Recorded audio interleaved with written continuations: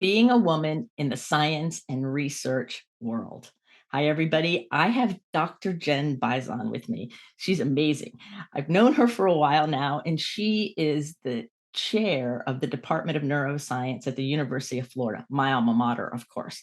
But beyond that, she's a really cool lady, and she's really talented as a leader, as an academic, as a researcher, and as a scientist. So I asked her to be on the show today to talk about what it's like, what her journey was like, how it's been for her, and what she sees moving forward for women, especially in the science world. Now, if you're a man out there and thinking, oh, this is just for women, well, not necessarily, because there's females in your life that you're going to want to support. If you're a dad, you might want to support your daughter. You might want to support your wife or your sister or somebody. So this really is for everybody, even though it might sound like it's just for the women out there. So Jen, thank you for taking time out of your busy day to spend time with us here on Someone Gets Me and share your inspiration. Yeah, so I'm thrilled to be here, and thanks for the invitation. As you mentioned, have had quite a journey at this point as an academic researcher in neuroscience specifically, and it's been an amazing journey. I am thrilled with where I've landed in my professional life. And just the fact that we get to make new discoveries all the time. And that's just as fun as it was when I decided to go down this road.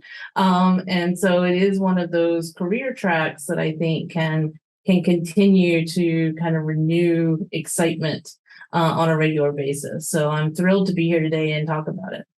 Oh, this is so exciting. I already have goosebumps. And one of the things I wanted to ask you about was the whole idea of, does it ever get stagnant? Okay, well, I'm just doing research and I'm teaching people. Does it ever get like boring? But from what you just said, it seems like it's kind of exciting, even if there are days it might be a little bit boring. Yeah, so I think one of the interesting things about research science sometimes is that, and probably if you ask any of my students this, they will tell you that it's true, is that the day-to-day can be a bit of a slog, right? Because you have to do, every experiment you're doing, it takes a long time and you're doing the same thing and trying to be very controlled. So you have to do it the same way every time. But at the end of the day, the goal of that experiment is to find something that we didn't know before. And how does that's just like, I still get excited about thinking about that. So that is that's the thrill of research science. And I think it's what I got excited about early on, and it still does. I mean, that act of discovery is something that to me will never get old. Absolutely not. So have you always been one of those people since you were a little girl that liked to discover things and check things out, that kind of like primed you to be a researcher? Or how did this all start? Yeah, that's a great question. And I was thinking about that as we sort of logged on here. And, it's really interesting because I remember when I was young, and I think some of this came from the fact, so my mom is a nurse and my dad has a associate's degree and was more in sort of engineering, and their sort of perception of success really was to do something that is stable, right? Something that is, so I was good with numbers, so it was being an accountant, right? And while that's a wonderful job, and I know a lot of people, I'm grateful for my accountant and lots of people that have gone into that field. For me, that was not something that spurred excitement in the same way that when I took a biology class and I remember the class actually because it was an intro biological psychology class, and there were experiments where they talked about brain plasticity and how the brain can reorganize after injury and actually, compensate almost fully from an injury. And I was just fascinated by that. The fact that this organ is so amenable to change and can actually adapt at that level to provide function. even after sort of a devastating injury. And so that's what originally got me really excited. And those kinds of questions of how do you maximize that potential is the kind of thing that just got me really completely obsessed with sort of pursuing this as a career. Oh, that sounds so fun. Like when I was in my undergraduate program, there was no such thing as neuroscience in its own way. So I took a lot of neuropsychology. That was the closest Right. that they had. And I keep thinking, man, I was like a decade or two too early. Well, I and would it, be so doing what you're doing. And so what about the people who have already done a little bit of education who might be saying, hey, I want to get into that? Are there ways for people to do that, or do they have to just really go through the traditional path to get to fulfill their vision?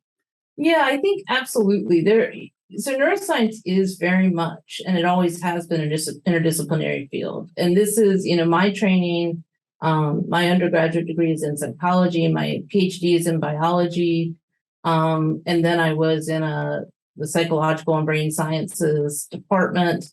I've been a faculty member in psychology. Now I'm in a neuroscience department at a med school. So those are just examples. I mean, it crosses those lines. And once in our faculty meeting, we were talking about what our degrees were in, and I think we had about 7 or 8 different degrees represented. So there are physicists, there are biologists, there are chemists, and so people come from all different specialties. And now with AI, there are real computational questions that are just growing exponentially as we understand ways to look at big data that have direct relevance to learning, memory, thinking, decision making. And so I think that there's not a single path, I think, to neuroscience particularly, but in general, research science. And there's a lot of different levels to contribute to. In terms of data analysis for people who really do like the number side of it. And then there's also, experimentation specifically. There are cells, there are humans, there's everything in between. So there's a lot of different places for people to find where their fit is and contribute to the research enterprise, I think. I think that's really important. I'm glad you brought that up, because I think so many times people look, especially at the academic world, like, well, they all have PhDs and they're doing this, and like it's untouchable to somebody who might say, well, I want to contribute. So Right. if you're listening to Jen, you guys, and you want to contribute, and I know there's several of you who have emailed me who say you do. So now you're getting the answer to the questions that you can find a way to contribute in. And from what I'm hearing, there's so many different avenues to do it that you could find your own sweet spot and then find a way to apply it and contribute, right? I think absolutely, and that's just talking about the really the organic generation of data and analysis side. But there's, of course, with every there's also aspects of science to support in terms of the communication of that science outward, educational aspects. There's so many different ways that the science enterprise as a whole really needs talented people to let people know what we're doing and discovering. That's a really critical part of the scientific, particularly academic research. How do we actually take these discoveries and impact human health and existence with them? Right, like how do we actually become the beneficial presence we wanted to be to start with? Bring it That's in. right, right. Exactly. Yeah. Oh my God, that's so great. So what do you notice? This is a little bit of a subject change, but not really. I'm wondering, because you do a lot of training of Yes. students, and you also are the chair of a department. So I'm sure you do a lot of training and mentoring of other faculty and things like that. Like Right. you have a big leadership role in addition to being a research scientist. Do you notice any changes like over the last few years, especially like from pre-pandemic till now, with how people are learning or going forward? Do you notice any hesitation? Like, do you see any changes that maybe we could shine some light on to elevate people and inspire them through this kind of weird, murky time we're in? It is a terribly challenging time. And I think that one of the things that we need to do is acknowledge that it's not over, in the sense that people are still feeling very much the effects of what the pandemic has brought to us, and the change in our lives that have resulted from it. And I think that I do see, so some things are good, right? Some things I think are good and some things are not as good. But one of the things that I love is how we've opened access through Zoom technologies and other things that used to be sort of this complicated thing that we would do for the couple students that were offsite here or there. And now it just, we can Zoom everything. And so we can open our classrooms now and open all kinds of opportunities to people through a virtual platform that we're all much more comfortable with and familiar with. And it's becoming the norm rather than the exception. And so I think that that's actually been very powerful. And I think while all of us also desire, in-person contact, there's something about the accessibility of the Zoom platform and just virtual that I think is hard to argue that that's for the benefit of education and science. So I think that's a real positive that's come out of it. So do you think that that positive is helping offset a little bit some of the previous disparity of underserved people in just in general in academia and in research and science? Do you think that that's helping bridge that gap any?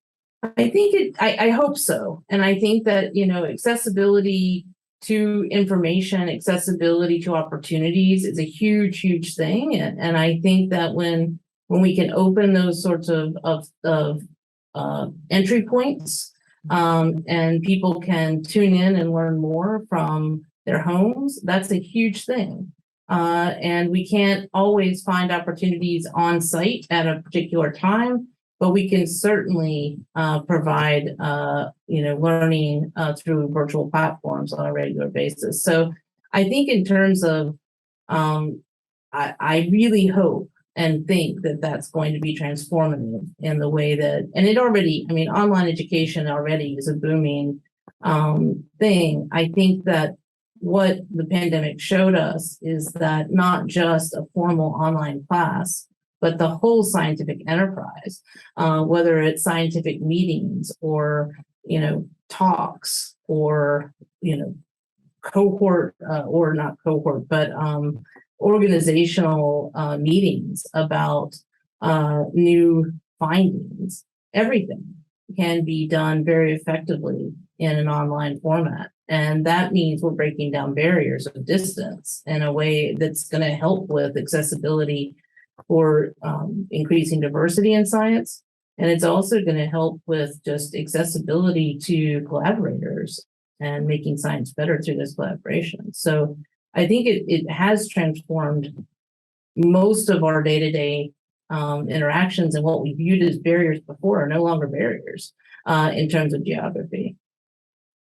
I think that's sort of you had mentioned the challenges, and I think the challenges are, research science and academic careers can be challenging. They are challenging careers. And so they take a lot, they demand a lot. And that added to a lot of other types of challenges like the pandemic has brought to our door, has, people have felt that stress, I think. And so that's the downside. And I think, one of the things that we try to do is support each other within the department, the institution, our trainees, and make sure that we're doing everything we can to help people through what has been a bit of a challenging time. Not just a bit, a really challenging time. Right, exactly. Yeah. And so that kind of support and that coming together as a department and as a group is vital, I think, because we still need the human interaction and the connection and knowing that somebody supports us somewhere. Exactly. And just acknowledging that, it's really hard. And yeah. It's just hard, and it's not magically easier. Even though things are getting back to something that resembles normalcy, we've all had setbacks, we've all had losses, we're all kind of navigating in a new reality. And some of that is just harder than it was before. And I think just acknowledging that and then trying to, work together to find the right path forward and support people through it is the best we're going to do right now. Yeah, I agree with that. So when we talk about challenges and women in science and academia, and it's all of these things, you started out a few years ago, and have you gone through any challenges that you would say probably your male counterparts didn't go through? Or do you when you look back, especially like in the beginning days when you're going, I want to do science, I want to do, Yeah. and like when you were getting your PhD and things, were there things that you had to go through that are not so much of an issue for today's women? Or do you think the challenges remain the same? Like, is there any kind of evolution Right. towards something that's more inspiring for women in science than when you started? I guess that's the long. Yeah. It's getting easier and better. Yeah. No. And I have to say that I have been incredibly fortunate that I have had amazing support throughout my career. And I've had amazing female mentors. I've had amazing male mentors. But a lot of people in my career and professional path that have made it okay that I valued my family, that I placed time outside a straight linear path towards what people would consider professional success. And that has made me passionate about mentorship because I know the difference that a really important mentor can, the role that can have at a critical time in people's lives. For me, I'd say the birth of my son and the adoption of my daughter are two of those times. Hands down, two best days of my life. But the challenges that come with the balancing young children and this career are not insignificant. Any career, and having people who understood those challenges and said it was okay to take time and helped come up with strategies to make things work during those critical times when I required of myself to take a slightly different pace to what I'm doing. And so I think that's been really, really critical. And one of the things that I think is different now is that there are more of those mentors. And there are more of those people who recognize that this is a critical thing and you don't have to hide that you have kids. You don't have to hide that you have other interests. And it's becoming more and more expected that we show up in their entirety at the workplace. And we're not just, it's okay if you have an interests that are outside of, what you're working on in the lab. And, I want that for everyone around me. And I think that we see more and more leaders that are very willing to acknowledge that's what they would like to see in the people surrounding themselves. So I think that's a big advance. And it hasn't always been that way. No, it hasn't always been that way. I think you're right. That is a huge advance where people actually are honoring overall life and wellness and happiness and joy. Right. Whatever that means. Right. But yeah, for whatever that means for them. And, for me, it was my children. For some, it's, it's a hobby that they're passionate about. For whatever it is, it's something that, finding where, what, and actually appreciating that it's all these different facets of people that actually bring the ingenuity that we need to the problem at hand is really, I think, essential. And that was a missed opportunity for many years. And now I think people are starting to realize this isn't just because we have to. This is because this is what makes us better at our job. Right. Because I think when we're fulfilled and like in all the areas of our life, when our family life is happy or whatever it's bringing us joy is fulfilling and we're alive in that, then our work becomes enhanced. Absolutely. I think decades and decades ago, that wasn't acknowledged in the same way that we're seeing today. I think that's right. And I think that people that are interested in doing this as a career should not be put off by stories that they won't have a life, or that this is the only thing, that if they do this they can't do other things because it requires you know 200% of their time. There's no question it's a challenging career, and I would never say that it's not. But I don't think that one has to give up every dimension of themselves in order to pursue and succeed. In fact, I think those things are what are critical to Right. succeed. I think they help us succeed. That's right. Exactly. Exactly. Absolutely. So everybody, you're listening to Dr. Jen Bizon from the University of Florida. She's the chair of the Department of Neuroscience.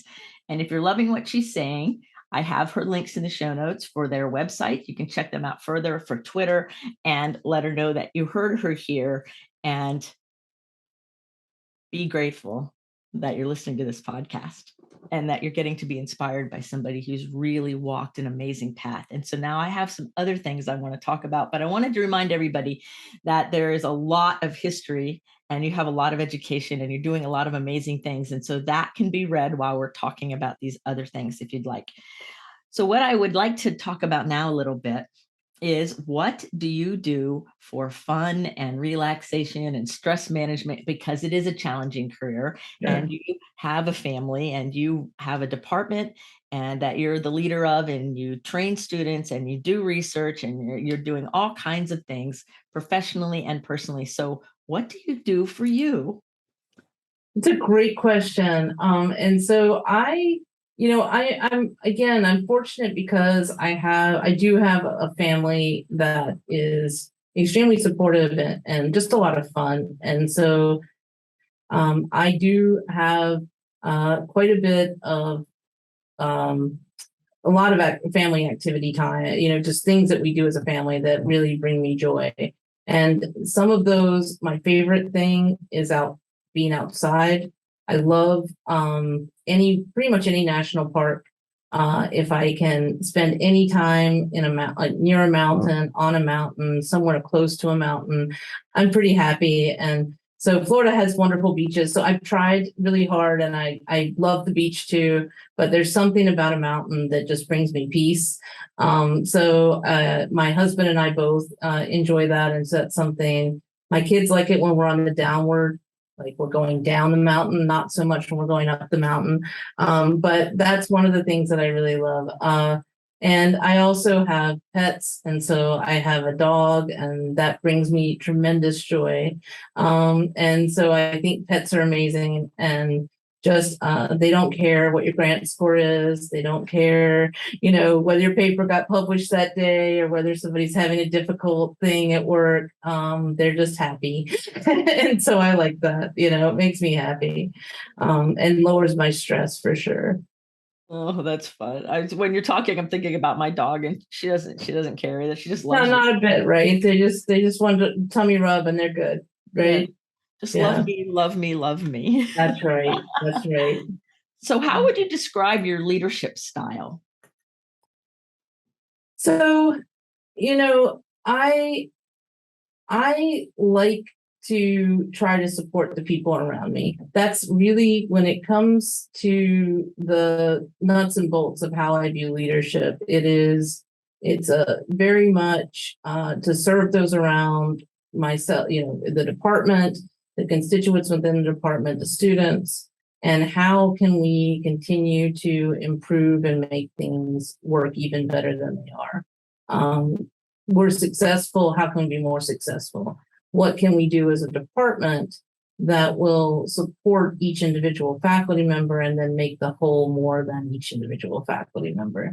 And I think that, those are the sorts of questions I try to ask every time that we have a faculty meeting, every time we get together, when I'm talking to people one-on-one. And I think that is really the way that I view it, the whole approach to what I do. And I think that it's about the people. I mean, nothing happens at an institution, regardless of, teaching, research, all of our missions, clinical, it's about the people who show up every day and are doing the work. So leadership's job, in my opinion, is to support those people. And so I'm not sure that's a style. I'm not sure I quite answered your question, but that's how I view it. Yeah. To me, that's a style. It's a Yeah. style of leading with support and making sure that everybody has, when you're talking, I kind of imagine like the safety net underneath everybody and the foundation kind of being fluid and making sure that there's no holes in it. And so Right. I And I find, think one thing that's true about academic research is I'm surrounded by really smart people. This is a place where we have amazing talent. And I think that one of the things about that is it's important to remember you don't have all the ideas. And that's not just true for science, that's true for everyday life. How does the department, how could it function better? What's going to be the most innovative thing that'll push us forward? And yet, sometimes with that kind of personalities, you have to be able to get everybody to row together. And because we are all thinking about our own piece of the puzzle and how does it fit together. Sometimes we all need to step back and say, how does my puzzle piece fit with yours? And how can we make this work together? And so some of it is trying to get people to do that kind of thinking and listen and, speak sometimes and speak up and have their contribution come out so that it can help shape the vision for the future. And so I think that that's another key piece that has been really important for our department. oh yes. And so you have all these very smart and talented people. We would call them gifted in my world. And Yeah. gifted people tend to be perfectionistic sometimes and overly rigid. And maybe even some people have a hard time being socially awkward, like they have a hard time like engaging with other people as a team. So how do you help somebody with that? I mean, because you believe in supporting everybody. And so the Yeah. probability of at least somebody that you're working with might struggle with some of those things and maybe multiples of them. How do you offer them support and help them kind of step into who they are in a safe way that you do? I think it's important to realize not everybody has to be the same. And so one of the things that I try to do is to make sure that there's multiple avenues for getting feedback from different people. Some people have no problem at a meeting raising their hand, saying what they think. I have, that happens a lot. There's a lot of people who are totally fine with that. However, there's a number of people who will never do that. They can have the most brilliant idea in the world, but they're not going to raise their hand in a public forum and share that with the rest. And so I think always, number one, recognizing that those people who aren't speaking up, but if you ask them, they're going to come up with a really good feedback, and making sure to make that, effort to ask, but also just in a general way with students and other trainees, making sure that there are multiple ways that they can be heard. So written feedback, oral feedback in a private setting, making sure that there's multiple ways that we can take those diverse views and help them have a voice in shaping where we go next. I think that's really key. I think that's really important. And understanding the diversity of the way just people process things. Yes. And how they are willing to either share it or not share it or whatever, because sometimes I think those people who are really quiet, that might have the good idea, if you just give them permission in a like a one-on-one kind of thing, we can astound ourselves. Because I know in the beginning of my career, I was like that. I was the quiet one, but if you asked me, I would tell you, but I didn't know about talking in front of those people Absolutely. because I'm so introverted. And now I'm still very introverted, but I'm more social now than I was. So it's easy for me to talk up now but when I was younger in my career, I would have been one of those people like telling you like in secret. No, exactly. And I come from a place of deep introversion as well. So I'm very understanding of that particular personality type. I've learned to not be ruled by like being shy, but I still need some quiet time to recharge. Oh, absolutely. Yeah. So we're getting near the end of our time, though I could talk to you for days about all this Yes. stuff, but we already know that. And so is there anything that's coming to mind or that you wanted to share with everybody that maybe I haven't asked yet? No, I think I am again thrilled to participate, and I really think that it's an exciting time to think about academic science and how research is reshaping our lives. And I'm excited for your listeners to think about this more and reach out if there's things that would be of interest. Oh, that's perfect. So being that my profession is being a mentor for gifted people, right? And so I love to help guide people toward their highest good, whatever that looks like for them, in the neat ways they can do it. And so I have a couple more questions for you before we close. Sure. One is, what's the most memorable food you've ever eaten? Like when you think about your diverse life and all the places you've been, what comes to mind as the most memorable? Doesn't have to be good or bad, but just most memorable food you've ever eaten.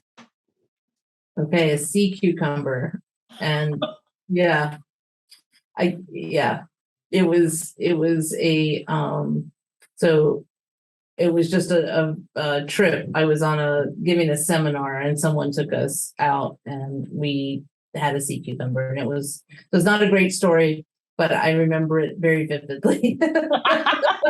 Memorable is the word, right? Memorable, right? Yes, yes.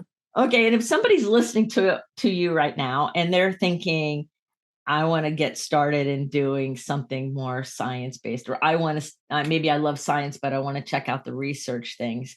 Do you have any tips or ideas of maybe where they could start as far as investigating their interest? Yeah, I think that, depending on where they are in terms of, geography, flexibility of time, career stage, all those things, that would all play into that answer. But I think there are many, many opportunities associated with different research programs. And a lot of those things are posted, I mean, not just at UF, at any major research institution. There are opportunities to participate as a subject. There are opportunities to participate and look for volunteer opportunities in research programs, which could be a great way to start if there is any, if people have flexibility of time. And then there are often paid positions to work in laboratories. And that is probably the best way to really determine, for those people who are really interested in hands-on research science, if it's something that they are, not just interested in, but actually would like to do, which is part of the trick for all of us, is to take our interest and mesh it with something that when you get your hands on it, it actually is something you're happy with doing. So I would start there. And of course, for those people who don't have much of a science background yet, there's all kinds of opportunities now, free, many of them, to take introductory classes online and get some of the background knowledge. And those things could be done in concert. Right. Yeah. And I think so wherever somebody is, they can just find the closest local research facility or major university, because most of the Right. major universities have some opportunity, and Right. start there. And I think I would like to kind of piggyback on what you've been saying all along. Speak up, say something about it, ask questions. That's right. Just keep going to the next person until you find what, and I'm getting goosebumps, so you find what turns you on and that you want to keep pursuing that, because there are so many different options and choices that we're not going to really know what it's going to look like till we start taking action toward it. Absolutely. I think, try something. And a lot of times, even our students who come to do the PhD program sometimes find their passion is in communicating science outward. And so it's not in the lab, but it's that next step of translating what happens in the lab to people who aren't in the scientific field.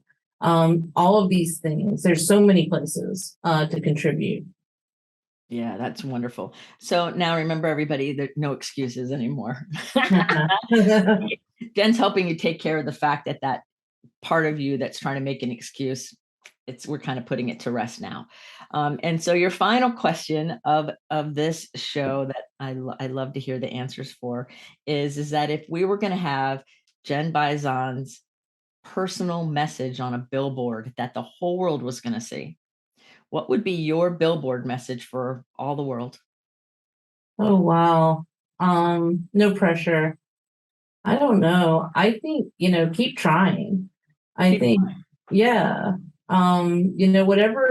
Whatever you accomplish on one day, I think you keep trying to push it forward and do something even greater the next day. You know, stuff happens and failure happens, and it probably means you're doing something right if you fail every once in a while, and you're not quite trying hard enough if you don't, right? So I think keep trying. That kind of sums it up.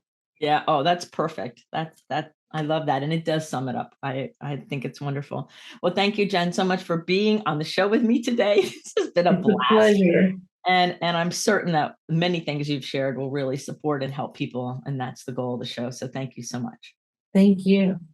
So remember, everybody, put your face to the sun so the shadows fall behind you because you're a rock star. You're here on purpose with a purpose. So go out there and let your light shine. And remember, as Jen says, keep trying. Till the next episode of Someone Gets Me, be well.